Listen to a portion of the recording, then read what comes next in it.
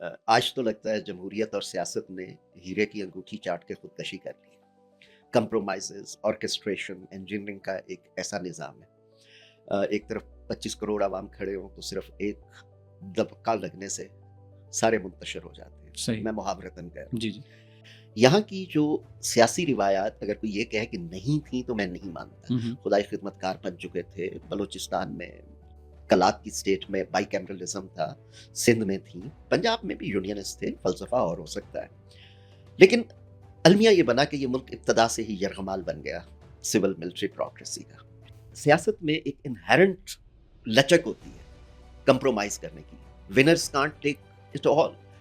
میاں محمد نواز شریف صاحب جب پہلی بار آئے تو ٹو بی آنیسٹ اس وقت ایک کہانی موجود تھی کہ آئی جی آئی کیسے بنائی گئی ہے. وہ کوئی دل کو ٹھکتی نہیں تھی بات کے. وہ ایک طرح کی کنگز پارٹی تھی جس طرح ماضی کی ریپبلکن یا آفیشل مسلم لیگ. اس وقت میں جرنلسٹ تھا، کہا کہ میں ڈکٹیشن نہیں لوں گا.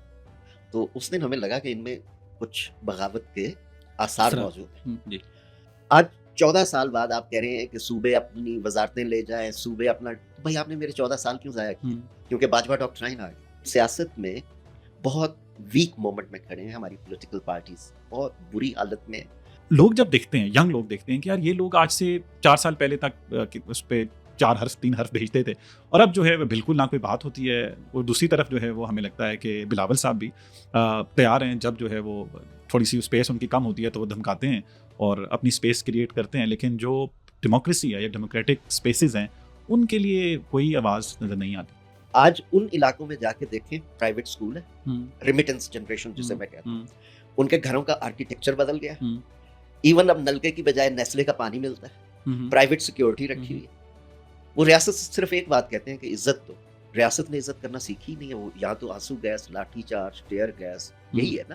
تو ریاست کو بدلنا پڑے گا. 18ویں صدی کی سوچ، 19ویں صدی کے قوانین اور ادارے، 20ویں صدی کا مائنڈ سیٹ 21ویں صدی میں نہیں چل سکتا. اور وہ بھی 25-30 کروڑ کی آبادی جس میں غالب اکثریت نوجوانوں کی ہے. تو آئین جب جہاں بھی بنتا ہے سب سے پہلے بل آف رائٹس آتا ہے یا فنڈامنٹل رائٹس. جیسے اس عمارت کی بنیادیں ہیں نا، وہ بنیاد کے طور پہ سرو کرتا ہے. باقی تو انسٹیٹیوشنل آرکیٹیکچر ہے، وہ صدارتی ہو، پارلیمانی ہو، فیڈرل ہو، یونٹری ہو. لیکن اصل چیز یہ ہوتی ہے کہ آپ اپنے شہری کو کیا سمجھتے ہو. تو ریاست کو ری ایمیجن کرنے کی ضرورت ہے، اور وہ تبھی ہوگی اگر نوجوان نسل کو پتا ہو کہ آئین کیا کہتا ہے. قانون آئین بک آف سجیشنز نہیں ہے، کوڈیفائڈ کمانڈمنٹس ہیں، اور ہم اس کو امپلیمنٹ کیے بغیر کہتے ہیں کہ ناکام ہو گیا.